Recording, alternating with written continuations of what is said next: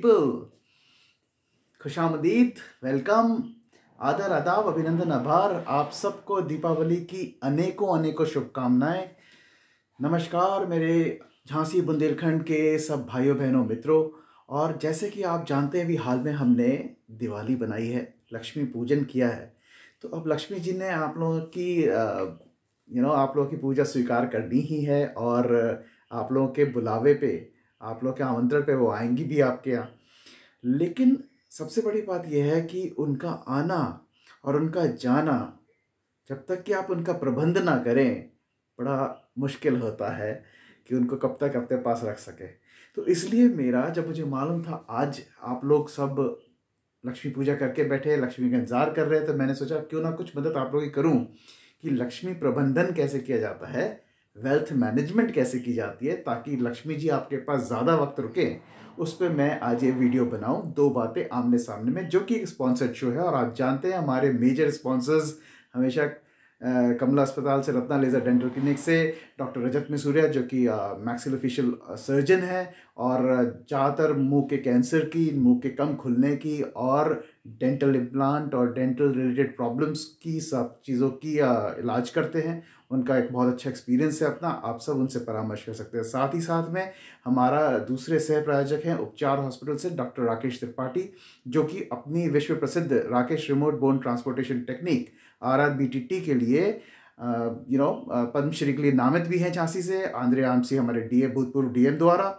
और उनके यहाँ उपचार हॉस्पिटल में आप अपने मेजर बोन इश्यूज़, क्योंकि वो एक ऑर्थोपेडिक सर्जन है, तो गठिया या घुटने की सर्जरी, या फिर क्या कहते हैं आपके अपने फ्रैक्चर्स कोई है, तो इन सब के लिए आप उनसे परामर्श कर सकते हैं। इसके साथ साथ हमारे सह प्रोजेक्ट हैं ग्लोबल हीट क्योर सॉल्यूशंस, जो आपको देते हैं ग्लास पर और रूफ सीलिंग्स पर लगाने के लिए कोटिंग, जिससे कि आपकी बिजली का खर्चा होता है कम, बिकॉज AC चलता है कम।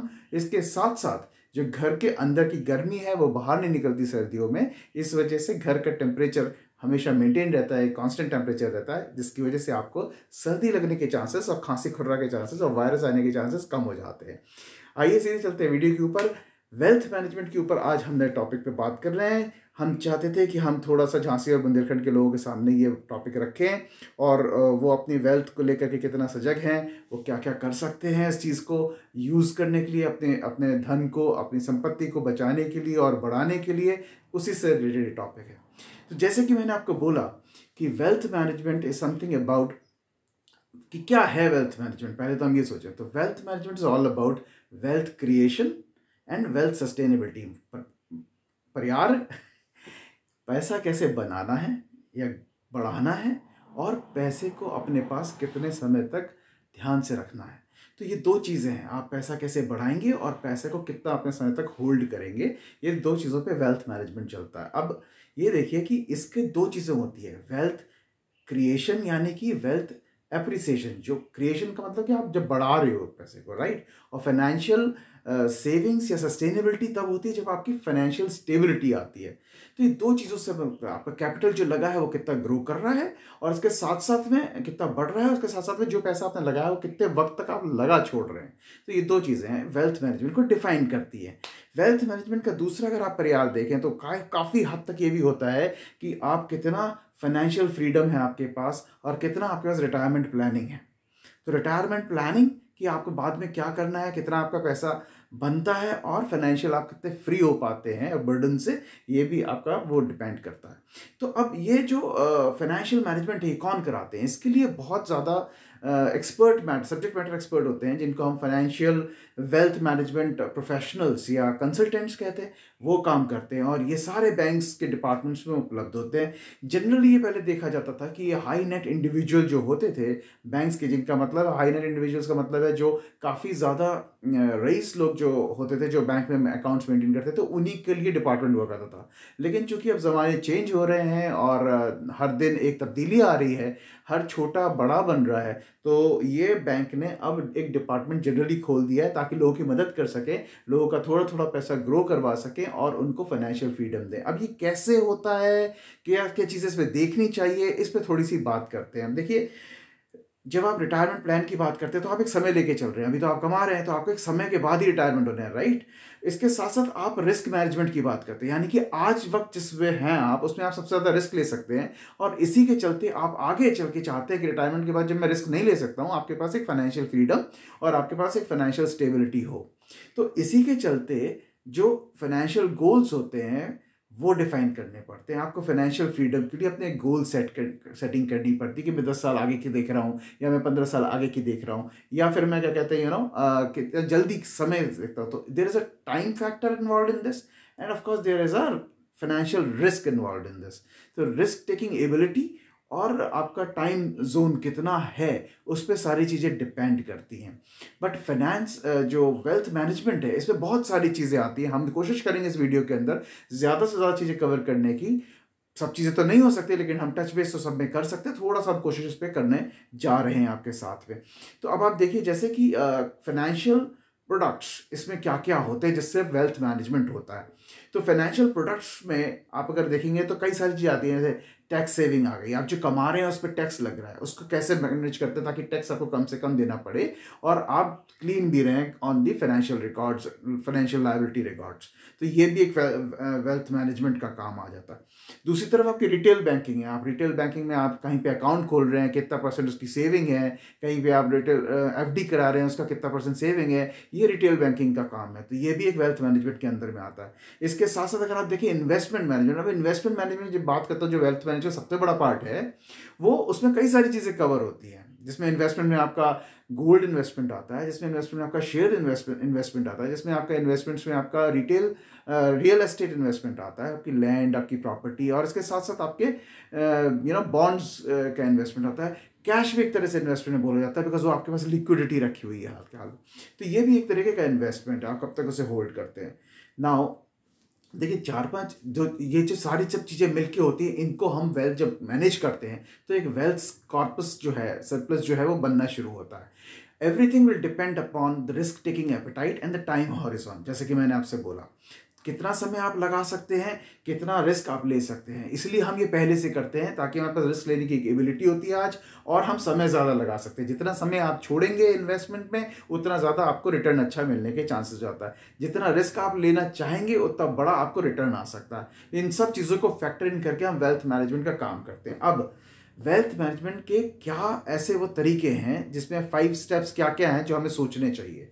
तो जनरली हमने ये देखा है कि जब भी हम कहीं जाते हैं तो कोई ना कोई हमें राय देता है, जिस तरह से बताता है कि यार देखो एक स्कीम आई है, एक लाइसेंस इंश्योरेंस की स्कीम है, इसके साथ इसका प्रीमियम भी वापस आ जाता है, इंश्योरेंस में ये अमाउंट मिलता है। तो हमें कुछ इनपुट्स मिलते हैं। सो that is the process number 1, which is interaction and data collection. आप डेटा कलेक्ट कर रहे हो, जिनसे मिल रहे हो, आपको मालूम पड़ रहा है इंश्योरेंस के बारे में, किसी ने आपका एफडी के बारे में बताया कि इसमें इतना भैया रिटर्न आता है, किसी ने आपको कोई और इन्वेस्टमेंट डिपॉजिट के बारे में बताया, कोई बॉन्ड के बारे में बताया। तो ये आपको किसी से इनपुट मिला, आपने उसको कहा, इंटरैक्शन किया आपने किसी के साथ, और डेटा कलेक्ट किया। तो इंटरैक्शन और डेटा कलेक्शन साथ में आपका आ गया। So that is one point of wealth management का first step. Second step is कि आप घर पे जाकर के आप ठंडे दिमाग से जब भी आप अपने लोगों के साथ बैठते हैं तो डिटरमाइन करते हैं कि मेरा फाइनेंशियल ऑब्जेक्टिव क्या है, मेरा फाइनेंशियल गोल क्या है। तो आपको पहला गोल दिखाई देता है, जैसे लेट्स से एक बच्चा बड़ा हो रहा है तो उसकी पढ़ाई, प्रोफेशनल स्टडी, या फिर अगर बेटी बड़ी हो रही है और वो स्टडी कर चुकी है तो उसकी मैरिज, या फिर अपने घर बनवाना है and you are aiming out for the house, तो एक वो हाउस, या फिर maybe short term goal के लिए आपको 1-2 साल बाद कार खरीदनी है, तो you are trying to build up a fund for your new vehicle. So like that. So आप एक फाइनेंशियल डिटर्मिनेशन और फाइनेंशियल ऑब्जेक्टिव डिटरमाइन करते हो अपने लिए, जिसके बेसिस पे आप काम करना चाहते हो कि मैं इधर इतना पैसा होना चाहिए तो मैं कहाँ से लाऊं और एलोकेट करूं। सो ये एक सेकेंड स्टेप हो जाता है। Third step is that information validation.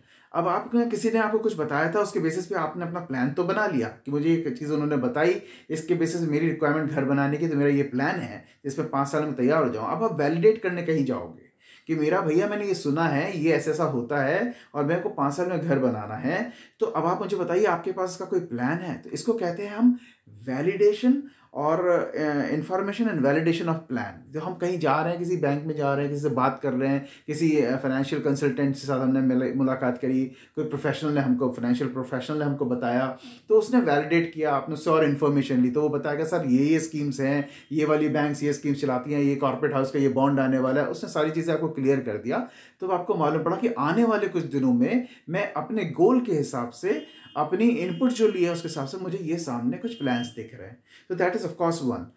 जो जो आपके 3 चीज़ें हो गई, आपकी चौथी चीज़ जो होगी, वो चौथी चीज़ आपकी होगी कि अब आप उसमें इन्वेस्टमेंट करोगे। तो जैसे आपने सोचा कि ठीक है मुझे गाड़ी लेनी है, 2 साल का 2 लाख रुपए का मेरे को ये काम इन्वेस्ट शुरू करना है, 2 लाख 6 लाख हो जाएगा, लेट्स से एक इस इतने समय में व्हाटएवर, या 2 लाख का अमाउंट इतना बढ़ जाएगा, एक डाउन पेमेंट मेरी आ जाएगी, उसके लिए 3 लाख, तो मेरे को इसका इन्वेस्टमेंट करना है। घर के लिए मुझे ये करना है, तो इसके लिए मुझे इतना इन्वेस्टमेंट, तो इतना साल। तो ये चीज़ आप फिर एलोकेट करते हो और उसके बाद फंड को उसमें लगाते हो। उसके बाद जो 5वीं चीज़ है, द फाइनल चीज थिंग इज कि आप उसको वैलिडेट करते हो, मॉनिटर करते हो समय समय अनुसार कि वो हिसाब से चल रहा है कि नहीं चल रहा है। If something is going as per the plan, it is good. If something is not going as per the plan, will depend. If it is going above what you have thought about, then it is good. It is a blessed situation. If it is not working as per the plan and it is going down, what corrective actions you need to take so that you ensure that you come back on the track? यानी जो आपने सोचा था, अगर उसके हिसाब से आपका उपाय काम कर रहा है, जो फाइनेंशियल उपाय है, तब तो बहुत अच्छी बात है। और अगर नहीं कर रहा है तो क्या उससे अच्छा कर रहा है जो आपने सोचा था, बहुत ही बढ़िया है।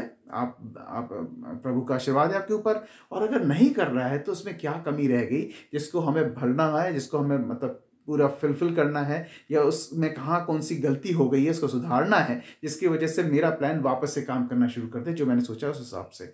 तो इसी चीज़ को हम पूरा 5 steps of 5 Kadam wealth management के लिए बोलते हैं। तो ये हो गई एक चीज़। अब वेल्थ मैनेजमेंट का एक बहुत छोटा पार्ट है, कई सारी चीज़ें आती हैं इसमें, टैक्स लायबिलिटी, बहुत सारे डेट फंड्स और ये सारी चीज़ें आती है, प्लानिंग, टैक्स प्लानिंग या इन्वेस्टमेंट प्लानिंग। इसी में एक चीज़ आती है एसेट एलोकेशन, जो बहुत ही इंपॉर्टेंट चीज़ है। तो मैं इस पर थोड़ा टच बेस करना चाहूँगा। नाउ एसेट एलोकेशन क्या होता है? Asset allocation is an investment portfolio in different vehicles, you can say, for your destination. तो अगर आपका डेस्टिनेशन एक प्लान है, उसमें आपको कैसे पहुंचना है, वो इन्वेस्टमेंट कौन कौन सी गाड़ियों में लगा करके आपको वहां तक पहुंचना है, वो एक आपका एसेट एलोकेशन का पार्ट है। तो basically if I can assure you, investment portfolio among various vehicles towards a common objective is what is your asset allocation. तो एसेट एलोकेशन किस किस तरीके के होते हैं? अब देखिए, एसेट एलोकेशन का मतलब ये होता है कि आप पैसा कहाँ कहाँ लगाएं जिससे आपका पैसा बढ़े। तो एसेट एलोकेशन में एक होता है एग्रेसिव एसेट एलोकेशन, एक होता है, इसके बारे में मैं सब आपसे बात करूंगा, एग्रेसिव एलोकेशन जिसकी मैंने, एक होता है डिफेंसिव एलोकेशन, एक होता है आपका इनकम एलोकेशन, है ना, एक होता है आपका प्रिडिक्टिव स्पेक्युलेटिव एलोकेशन, तो एक होता है आपका हाइब्रिड एलोकेशन। तो मैंने आपको जैसे बोला aggressive, defensive, income allocation, speculative allocation and of course the hybrid allocation. तो ये आपके कुछ एलोकेशन के तरीके हैं।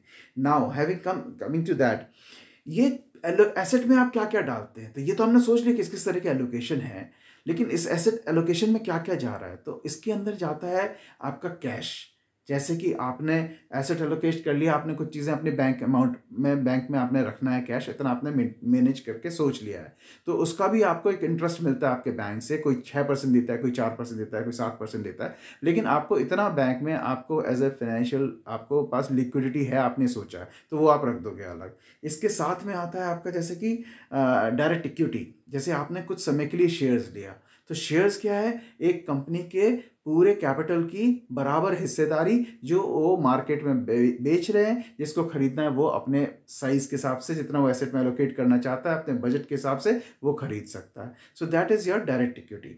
इसके साथ साथ म्यूचुअल फंड। म्यूचुअल फंड क्या है? Mutual fund weighted average value है of all that shares manage by a company, और आप उसको ले सकते हैं। तो आप, लेकिन अब देखिए यही चीज़ होती है कि आपने म्यूचुअल फंड ले तो लिया, पर आप उसमें एक टाइम के लिए ब्लॉक हो गए। लेट्स से वो म्यूचुअल फंड 3 साल बाद आपको रिटर्न देगा इतना परसेंट, तो 3 साल तक के लिए आपके पास वो है। एफडी का समय 8 साल है, आपने कहा नहीं मैं 8 साल नहीं लगाना चाहता, मैं 3 साल लगाना चाहता, तो 3 साल में आपने वो कर दिया, तो आपको रिटर्न भी बैंक से ज़्यादा अच्छा मिल गया, लेकिन 3 साल में आपके पास पैसे भी, लिक्विडिटी भी आ गई, और एफडी में आपके इतने समय पैसे लगाने की जरूरत नहीं पड़ी। इसी तरह से एक चीज़ होती है ईटीएफ। अब ईटीएफ क्या होता है? ईटीएफ भी एक्सचेंज ट्रेडेड फंड कहलाता है। ईटीएफ में आपके साथ सबसे अच्छी बात यह है कि उसमें 3 साल भी आपको नहीं रखना। अगर आपका ईटीएफ एकदम से बढ़ा तो आप उसी वक्त उसे एनकैश कर सकते हैं, बिकॉज इसके अंदर एक वर्ड लगा है एक्सचेंज ट्रेडेड फंड, यानी आप ट्रेड का काम कर सकते हैं इस पे। ये कहीं चीज़ बिकती है, कहीं से खरीदी जाती है, इसलिए इसमें ट्रेडिंग होती है। हैंस इसमें कोई लॉक इन पीरियड नहीं है, ना इस पर आपका कोई चार्ज कट रहा है, ना इंटरेस्ट कटेगा। आपको सीधा सीधा आप ट्रेड कर लीजिए, तो इसे एक्सचेंज ट्रेडेड फंड बोलते हैं, ईटीएफ बोलते हैं। इसके साथ साथ आ जाता है आपका इसमें आपका जिसमें आप कहते हैं आपका फिक्स्ड इनकम एसेट्स आ गई। इसमें आपका डायरेक्ट इक्विटी तो मैंने आपको बता ही दिया। फिक्स्ड इनकम में आपका मैंने बता दिया, बॉन्ड्स आते हैं, government bonds, municipal bonds, large capital funds, short medium capital funds, ये सारी चीज़ें उसमें भी आती हैं। तो इस तरीके से इसका भी है। ऑल्टरनेटिव एसेट्स, अब ऑल्टरनेटिव एसेट्स भी इसी का एलोकेशन का पार्ट होता है। ऑल्टरनेटिव एसेट्स में आपका क्या क्या आता है? ऑल्टरनेटिव एसेट्स में आपका रियल एस्टेट, जहाँ आपने ज़मीन खरीदी उसकी कितनी वैल्यू बढ़ गई, वो सारी चीज़ें आती है। आपने गोल्ड या सिल्वर खरीदा तो उसकी कितनी वैल्यू बढ़ी है घटी है, तो वो सभी चीज़ें उसमें आती हैं। इसके साथ साथ अगर आप देखेंगे तो आपने किसी कंपनी में, कोई कंपनी चल रही है और वो कंपनी का बहुत अच्छा प्लान चल रहा है, और वो अपना कोई चाहते हैं कोई इन्वेस्टमेंट करे उनकी कंपनी में। ये आईपीओ की बात नहीं कर रहा हूँ मैं एक इंडिविजुअल इन्वेस्टर की बात कर रहा हूँ। तो you will work as a sleeping partner. You say मुझे आपका काम अच्छा लग रहा है, आपने अच्छा सेटअप किया है, मुझे लगता है आपके बिजनेस में ग्रोथ की अपॉर्चुनिटी है, अगर आपको फंड चाहिए मेरे से तो मैं डायरेक्टली इन्वेस्टमेंट करने को रेडी हूँ, और मैं आपके साथ पैसा लगाऊंगा, आप मुझे अपनी कंपनी का शेयर दे दीजिए। तो as per his requirement, if you want to, बंदा अगर एक्सपेंड करना चाहता है, बढ़ाना चाहता है अपने काम को, तो 10% 5% का शेयर आपको दे देगा, और आपसे कहेगा आप स्लीपिंग पार्टनर हैं, हमें गेन होगा, आप जब चाहें तब हमें ऑडिट कर सकते हैं, लेकिन हम आपका पैसा यूज़ करेंगे अपने बिजनेस को बढ़ाने के लिए। So that is also one of the good things which happens. अब मैं वापस आ जाता हूँ अपने उसमें, जो मैंने आपको बताया था कि एग्रेसिव और डिफेंसिव। तो अब ये एसेट एलोकेशन हम क्यों किस तरह से करते हैं? एसेट एलोकेशन का सिर्फ एक उद्देश्य है, हमारा पैसा तेजी से बढ़े। अब तेजी से बढ़े तो ठीक है, लेकिन जितना तेजी दिखाएगा उतना रिस्क भी है। तो ये देखना जरूरी है कौन सा बंदा कितना रिस्क ले सकता है, कितने टाइम फ्रेम में, और उसे कितना रिटर्न चाहिए। ज्यादा रिटर्न चाहिए तो रिस्की इन्वेस्टमेंट हो जाएगा। अगर आप कहोगे कि कम रिटर्न चलेगा लेकिन मेरा कैपिटल जो आपने लगाया है वो सुरक्षित रहे, तो आपको उसी के हिसाब से थोड़ा कम होकर के समय पे आपको इन्वेस्टमेंट। तो जैसे अगर मैंने एग्रेसिव आपसे एसेट एलोकेशन कहा, एग्रेसिव में आपको चूंकि ज़्यादा रिटर्न चाहिए है कम समय में, तो आपका ज़्यादातर इन्वेस्टमेंट जैसे कि इक्विटी में होगा, या क्योंकि कोई बड़े बड़ी चीज़ों में होगा, उसमें जिसमें ट्रेडिंग होती है तेज़ी से, क्योंकि वहाँ बिजनेसेस काम कर रहे हैं, तो आपका पैसा मल्टीप्लाई होने के चांसेस ज़्यादा हैं। तो उस वजह से, लेकिन ये भी मैं कहूँगा कि उसके हिसाब से पैसे खोने के चांसेस भी ज़्यादा है, क्योंकि ट्रेडिंग है, कभी ऊपर जा रहा है कभी नीचे जा रहा है, किसी क्या स्पेकुलेशन आ जाए नहीं मालूम है आपको। लेकिन वहीं आप, ये हो गया अग्रेसिव। अगर आप डिफेंसिव में जाएंगे तो आप डेट फंड्स में पैसा लगा सकते हैं, जहां एक निर्धारित आपको फंड का परसेंटेज आपको मिलेगा, और आपको उतना इंटरेस्ट आपको इन्वेस्टमेंट पे आपके बैक आता रहेगा, आपको कोई दिक्कत नहीं, आपका कैपिटल सुरक्षित है।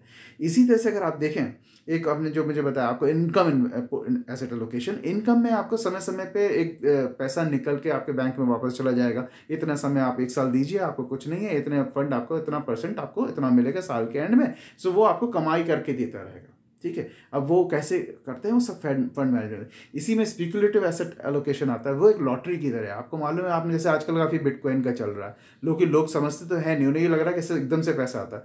तो आपने एक रिस्क ले लिया ना साहब, ठीक है 10,000 रुपये का मैं रिस्क लेने को तैयार हूँ, हाई एंड रिस्क, पैसा बन जाएगा तो ठीक, नहीं बनेगा तो ठीक है। उन्होंने कहा कि ये तो इट्स लाइक दिवाली सट्टा टाइप्स, दिवाली में हम करते हैं ना, हम शगुन के वो सब, वो उस तरीके समझ लीजिए आप। लेकिन अगर आप जैसे इसको देखें हाइब्रिड को, उसमें कई सारी चीज़ें ऐसी होती है जैसे मिला करके फंड्स बनाते हैं, उसमें एग्रेसिव का कोई पोर्टफोलियो का हम हिसाब किताब तय करके रखते हैं, डिफेंसिव भी रखते हैं उसे कि फंड्स हमारे मेंटेन रहें और इनकम होती रहे, तो इसलिए वो भी बना के, that becomes N hybrid allocation, asset allocation. तो इस तरीके से हम पूरा वेल्थ मैनेजमेंट करते हैं। एंड आई थिंक हमने आज काफ़ी सारी वेल्थ मैनेजमेंट बात करी। आपके लिए जो मेजर चीज़ वो है वो ये ज़रूरी है जानना कि wealth management is all about in having your wealth creation in basically sustainability of wealth as well. So where you are, कहीं आप पैसा बना रहे हैं, बढ़ा रहे हैं, लेकिन वो पैसा आपके पास सुरक्षित और काफ़ी समय तक रहे, उसी को हम वेल्थ मैनेजमेंट कहते हैं। वो पैसा आपके पास रहते रहते वो बढ़े, उसको हम कहते हैं। इसको दूसरे से अगर मैं डिफाइन करूं तो उसे हम फाइनेंशियल फ्रीडम कहते हैं, उसको हम रिटायरमेंट प्लान बोलते हैं। तो ये सारी चीज़ें बहुत ज़रूरी है समझना आपके लिए in terms of wealth management क्या होता है और कैसे होता है। I hope you would have enjoyed this video. छोटी सी मेरी कोशिश थी अपने भाई लोगों को, जितने बुंदेलखंड और झांसी में लोग हैं, उनको थोड़ा मैं बता सकूं, इस पर प्रकाश डाल सकूं। अब आप इस पर और ज़्यादा जानकारी लेने के लिए किसी फाइनेंशियल वेल्थ मैनेजमेंट कंसल्टेंट से मिलें और उनसे बात करें। वो लोग जो होते हैं वो एक होम्योपैथी डॉक्टर्स की तरह होते हैं, क्वेश्चनिंग बहुत ज़्यादा करते हैं, डिटेल में जाते हैं, लेकिन जड़ से आपकी फाइनेंशियल प्रॉब्लम सॉल्व करके आपको फाइनेंशियल स्टेबिलिटी प्रदान करते हैं। इसके साथ साथ आपकी फाइनेंशियल वेल्थ मैनेजमेंट करते हैं, आपका पैसा ग्रो करते हैं। Thank you so much for listening me out, and I sincerely wish you all the very, very best for coming days. Wishing you again a very happy Diwali. Thank you so very much. Take care.